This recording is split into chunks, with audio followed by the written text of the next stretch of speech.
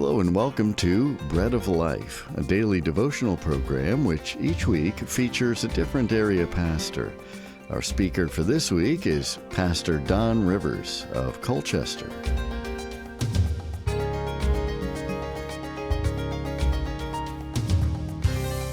Welcome back to our journey to discover the character of God and how we reflect it. We are starting to build. Remember, the journey is about trying and making the effort. God is there to cover us when we fall short. Kindness is something we all possess the capacity to extend, but we can be very stingy. We're looking at Galatians 5:22 and 23. Kindness. When I hear kindness, I immediately relate that to grace. We have difficulty extending grace to others. We usually decide in our mind if they deserve it. We have a mental checklist, and if we feel they earned it, we are kind to them. That is not the way it works, folks. To see things through the eyes of others, we have to be aware of our surroundings, develop a give-and-take attitude, and have some patience. Now we start to see things come together. But how does kindness fit in?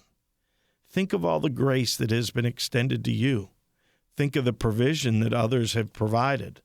Think of all the effort and sacrifice given for your benefit. That doesn't happen without others choosing to extend grace and kindness. How do we express kindness? You will find a common thread that runs through each of these character traits. We must want to. We must decide to be kind. We must decide to be gracious. It's a decision. Like every decision we make, we need training and practice. Think about the good things in life. They don't come without some effort. We can learn to be gracious and kind. Some of us are kind by nature. That is a plus for them. For most of us, it is a learned behavior. It starts when we are young. We are taught to play nice, don't bite, hit, kick, or scream. From there, we learn how to share. Then we progress to giving the biggest piece of candy to someone and keeping the smaller piece for ourselves. In that, we develop a thought process that considers others. Kindness. I can say somewhere along the line we fell off the rails because I see less and less of that each day. When the worldly pressures close in, we see self-preservation escalate. I am sure we all know someone with enough toilet paper to last them 10 years. It happens. It's a defense mechanism that exists. We don't think that anyone will provide for us, so we have to do it ourselves.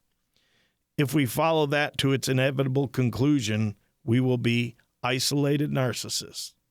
If you're wondering if you're headed that way, let me ask you, have you thought about building a safe room with provisions? Don't misunderstand. We need, to an extent, to be aware of our needs. It is when it gets obsessive that we lose focus. We need to step back from that and start looking outside our own little world and see the greater need around us. We need to extend a gracious, kind hand without the worry of what's in it for me. Kindness is more a state of mind than an action. One of the blessings of receiving the gift of salvation God offers is that it comes with a promise that He will supply what we need. When we learn that and rest and are at peace with that provision, we start to see where we can extend kindness and grace by giving of ourselves to others. That's when we begin to put our trust and faith in God. The foundation of His love and the presence expresses itself to us as peace and patience. From there, we are able to be kind and gracious. We don't have to protect and provide for ourselves. God has promised to do that. You've been listening to Pastor Don Rivers of Colchester, and this has been Bread of Life, a program to encourage you from God's Word.